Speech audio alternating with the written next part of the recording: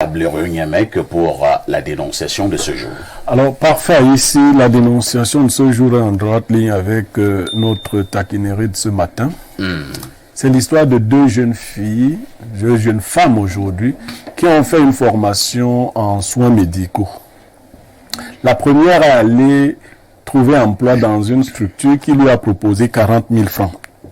La deuxième lui a dit non, vraiment, moi je ne peux pas travailler pour 40 000. Qu'est-ce qu'on fait avec 40 000? Sa copine lui a dit, si ça me permet de payer le loyer d'une chambre, peut-être mon transport, essayer de manger, je ne sais pas quoi, j'y vais. Elle y est allée et à partir du 3e mois, elle a commencé à jouir de beaucoup d'autres avantages que présentait la structure. Sa vie a commencé à s'améliorer. Alors sa copine a observé et lui a dit, finalement, je crois que l'affaire de ta clinique là, ça mord. Est-ce que ton affaire de 40 000 là, s'il te plaît, tu peux.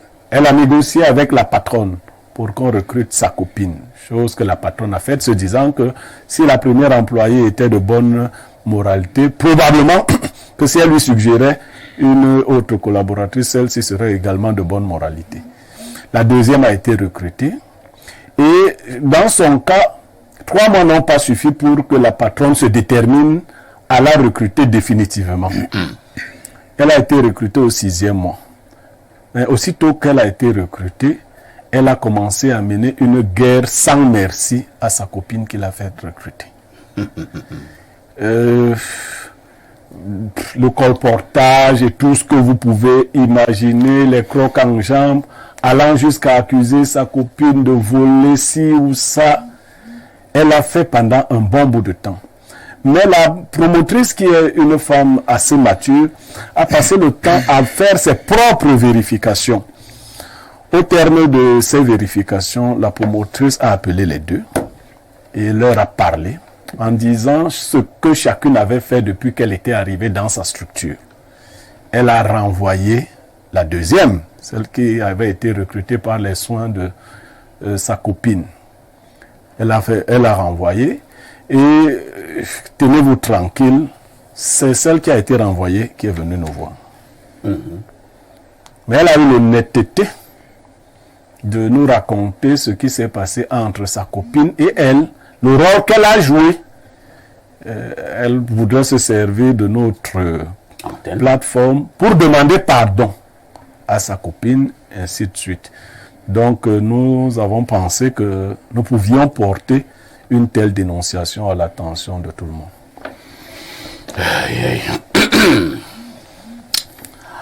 Alors,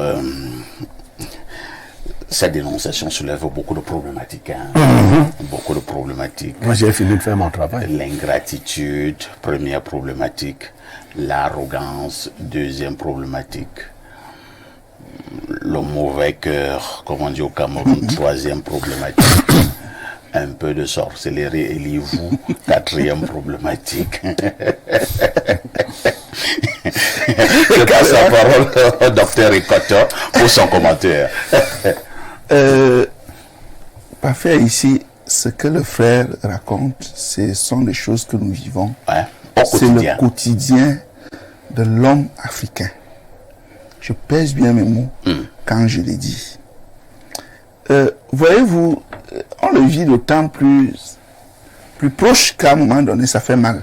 Au niveau familial, tu as un frère au village, tu vois sa condition, tu dis, bon, il faut que j'aide mon frère. Je dois faire quelque chose pour ce frère. Mais quand il s'installe d'abord chez toi, c'est l'homme qui veut que toi, tu quittes la maison, il reste. Oui. Tous les commérages, les colportages sur cette personne, c'est lui. Quand il ne dit même pas que tu es magicien. Non, non, il y a un truc à la mode. tu as le con. Tu as le con. C'est-à-dire que tout décès qu'il va avoir dans la famille ou au village, on savait. Regardez. Vous-même, quand vous le regardez, ça se passe comment? Comment quelqu'un peut avoir une vie comme ça? Non, c'est un sorcier. Et puis, d'abord, moi, je quitte même ici. Mais chaque jour, votre paire de chaussures que vous voulez déjà délaisser, vous prenez, le matin de temps en temps. Le petit déjeuner qu'on fait à vos enfants, lui aussi. Donc ce que le frère raconte, c'est le quotidien. Maintenant, pour revenir un peu à une histoire qu'il a racontée un peu plus en avant, est-ce qu'il faut plus aider? Moi, je pense que lorsque vous avez un fond bon, hein, mon frère, quand vous avez un fond bon, ne prostituez pas votre bonté. Parce que la loi du karma, elle existe. Même si vous faites quoi, la loi du karma existe. Vous pensez que le karma n'est pas simplement une vue de l'esprit? Ça existe bel et bien? Ah, mon frère, je vais vous dire une vérité. Comprenez? Oui.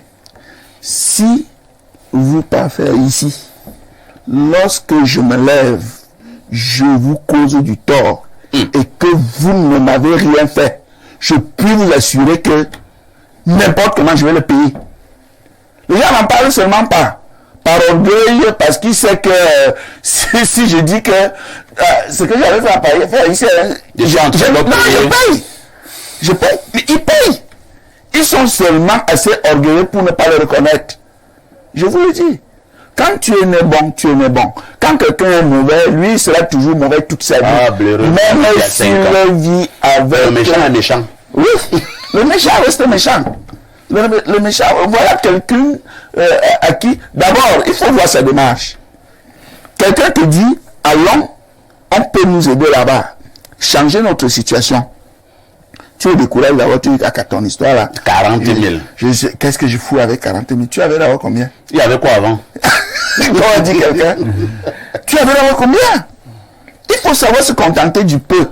Et lorsqu'il voit qu'avec les 40 000, ça serait en train de dire, comme disent les enfants ici dehors. J'avais même peur d'entendre le frère me dire qu'elle n'a pas pensé qu'elle vendait du piment. Là, voilà. C'est-à-dire que nous sommes comme ça. Face à la réussite, nous voulons d'abord empêcher celui qui est en train de réussir autour de nous. Et après, maintenant, quand on voit que la force de réussite est telle que on ne peut rien, on commence le dénigrement. On va faire tout pour que on dise que son affaire là, c'est une fausse affaire. Merci, docteur Ekoto, pour ce regard. Joseph Zambo. Ce qui me dérange un peu et en même temps m'amène à avoir un cœur doux, légèrement, envers celle qui est venue rencontrer Blériot, et que c'est elle qui a causé du tort à sa copine. Et c'est elle aussi qui est revenue voir Blériot pour raconter vraiment l'histoire de manière objective. Cela signifie qu'elle-même admet déjà que c'est elle qui a dérangé et elle veut se faire pardonner. Bon, avant d'arriver au pardon, peut-être qu'il faut d'abord qu'on analyse cette situation. Elle aurait même dû empoisonner sa copine, Non, mais moi, je pense que c'est des situations qu'on vit et aujourd'hui, on a même déjà peur d'être une bonne personne. On a même déjà peur de se dévoiler comme étant une bonne personne parce que d'autres prennent ça aussi comme un élément pour te faire du mal. On sait qu'il est gentil. Il va aider. Et quand il va aider, voilà ce que nous, on va faire pour nuire à la personne. La personne vit simplement le karma, comme on a dit. Sauf que la personne a eu simplement je veux dire, l'humilité de venir dénoncer une situation menée, chose que d'autres ne font pas. Rien ne garantit que la personne ne va pas recommencer sous une autre forme, parce qu'il y a plusieurs manières de faire le mal lorsqu'on est d'une manière...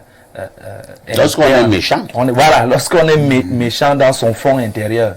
Aujourd'hui, oui, après avoir fait, c'est-à-dire, je me dis qu'elle-même, elle est étonnée de ses prouesses en mal. Que merde, je ne savais pas que... je ne savais pas que... J'avais aussi du talent. Donc, elle regrette peut-être le volume du mal qui a été amorcé, mais je dis juste que faisons attention à nous-mêmes, protégeons-nous.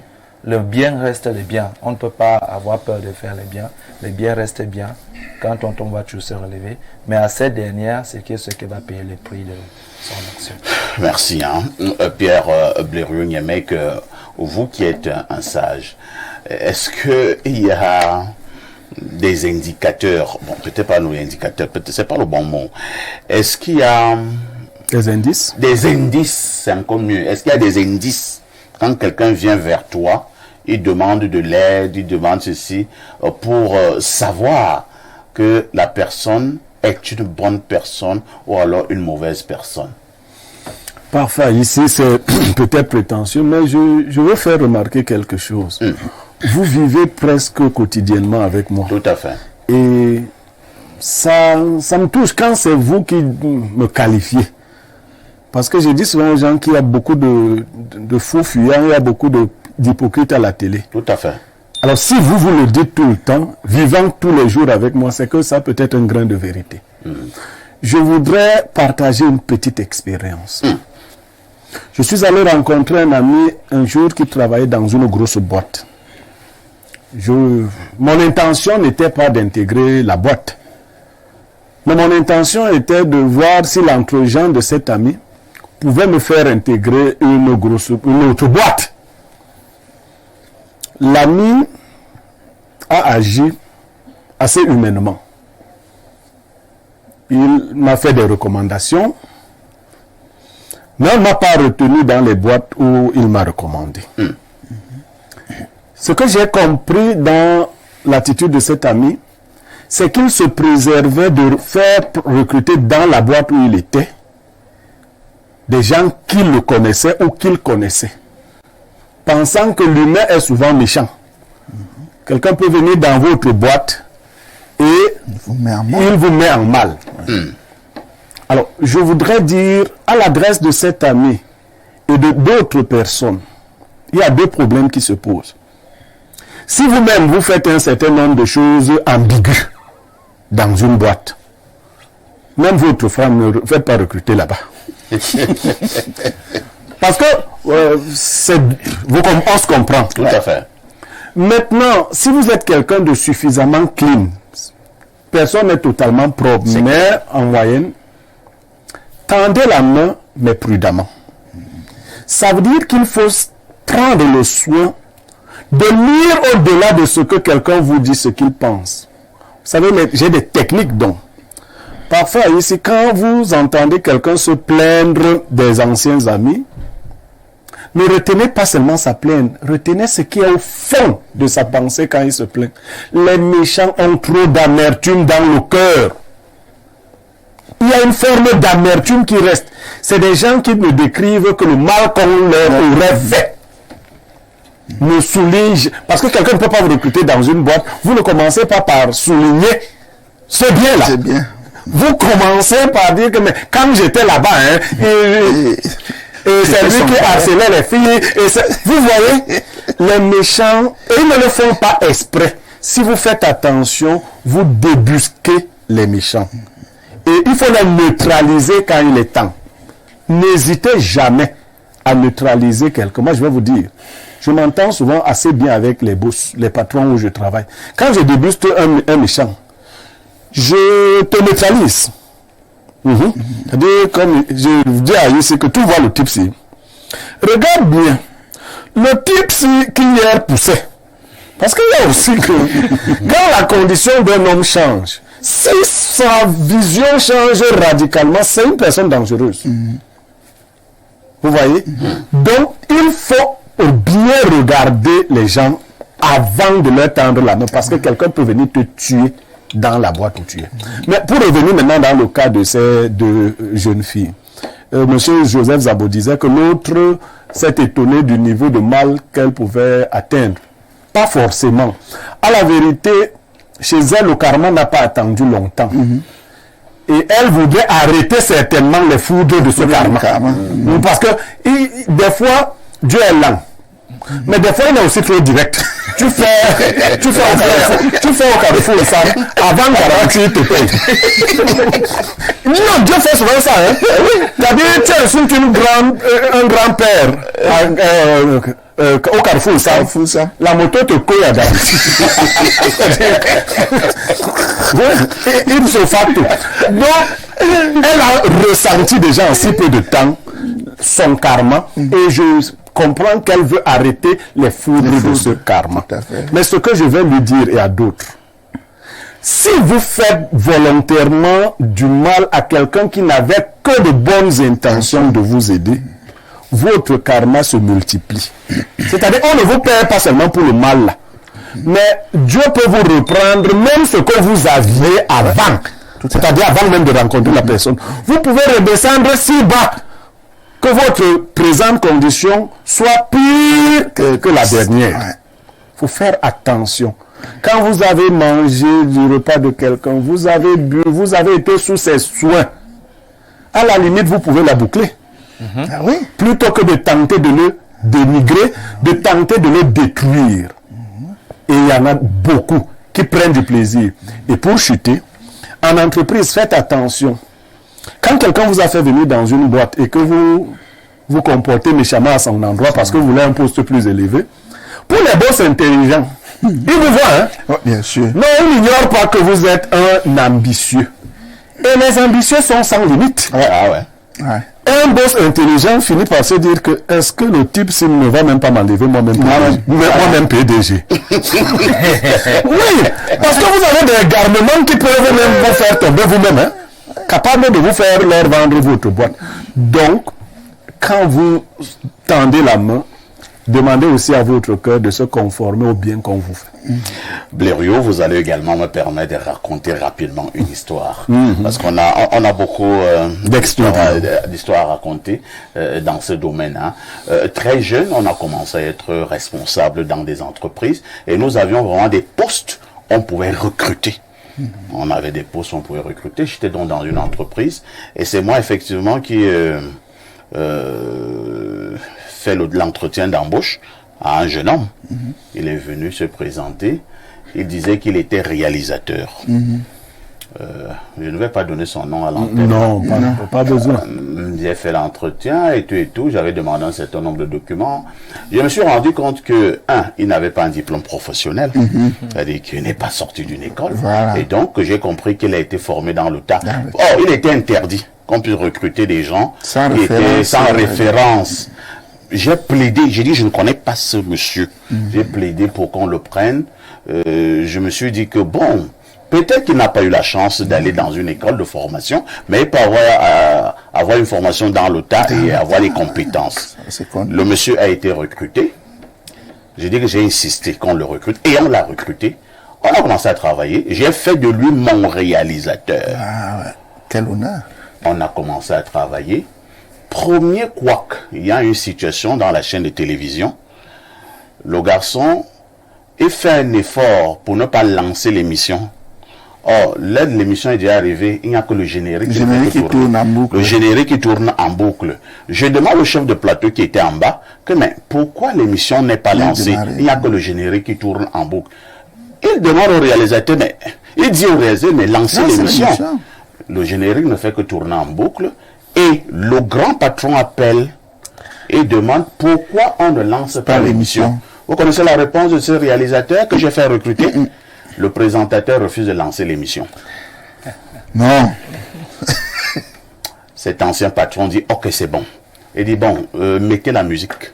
Je suis comme ça encore assis, hein, comme je suis assis comme ça. Je vois ça, on lance une chanson. Les gens, ok. Je dis mais il y a quel problème? On dit non. Et le même réalisateur me répond, le patron demandait qu'on lance la musique. Ok. Je suis perdu. Je suis perdu. Qu'est-ce que j'ai fait? Tous les invités étaient assis. Assis. Pour montrer à quel point, et Dieu seul sait que je n'ai pas sur n'importe qui comme invité. Ah ouais. On est obligé de ressortir tous les professeurs qui étaient là, les tout ont bu. Tout ont bu et on sort. Et on me traduit au conseil de discipline. On me traduit au conseil de discipline. Tout était fait pour que je sois licencié. La seule personne qui m'a sauvé, c'était le chef de plateau qui est venu témoigner pour dire que non, il a appelé. Il a même appelé à plusieurs reprises pour qu'on lance l'émission. Mais c'est le réalisateur qui ne voulait pas lancer l'émission. C'est comme ça que je suis sauvé. Passons. Le même réalisateur. Je dois aller en voyage au Rwanda pour une couverture de l'Union africaine. Et il est question que je forme mon équipe. Je forme dans mon équipe, je soumets au grand patron. Le patron voit le nom du type. Il me pose la question, tu connais ce monsieur? Il dit oui, bon, c'est un bon travailleur et tout et tout. Notre cas, il va nous tuer. Le patron me dit ceci. Je ne sens pas ce monsieur. Voilà. Je lui dis non, c'est un garçon, je plaide encore. Et le patron m'a regardé, voilà le sourire. Mais j'étais quand même naïf. Hein. Le patron m'a regardé, il a esquissé un sourire. C'est un sourire, il dit que... Si tu savais que tu tues. Il savait. Il m'a dit, ok, allez-y. Il a signé. Ce monsieur n'avait jamais pris l'avion un jour. C'est moi qui prends de l'argent, je lui donne pour qu'il laisse se faire établir un passeport. Le tout premier passeport de sa vie. Et on va à l'aéroport, en parfait villageois. Il ne sait pas comment ça se passe. C'est moi qui lui dis que c'est comme ça. Non, tiens-toi ici. Arrivé au Rwanda, le gars commençait à me montrer comment il était un très grand réalisateur. Et comme il ne fallait pas que je lui donne des instructions n'importe comment, il sait ce qu'il fait, il connaît son travail. J'avais honte de dire encore au patron que c'est que le type me fait envoyer au Rwanda. On est revenu. Ce n'est même pas fini. Hein. Blaireau m'avait dit à 5 ans parfait, quand quelqu'un est méchant, il est méchant. Il est méchant. On revient, mon cœur, si. On doit louer des véhicules. J'aime encore un poste plus élevé dans cette entreprise. On doit louer des véhicules à certains personnels. Ce mec est encore dans l'entreprise. Il est toujours mon réalisateur. Hein. C'est-à-dire mon cœur, si. Je plaide encore pour qu'on lui donne un véhicule. Tout le monde dit non, il ne mérite pas avoir un véhicule. Et c'est vrai, par rapport à certains responsables qui n'avaient pas encore de véhicule. Je plaide et on lui donne un véhicule. Vous savez ce qui est arrivé à la fin? Quand je suis parti de cette entreprise, il faisait le clan. C'est le monsieur là qui a commencé à m'insulter sur les réseaux sociaux. C'est une histoire pour dire que, bon, vraiment, lorsque quelqu'un est méchant... Non, il est méchant. Il est méchant.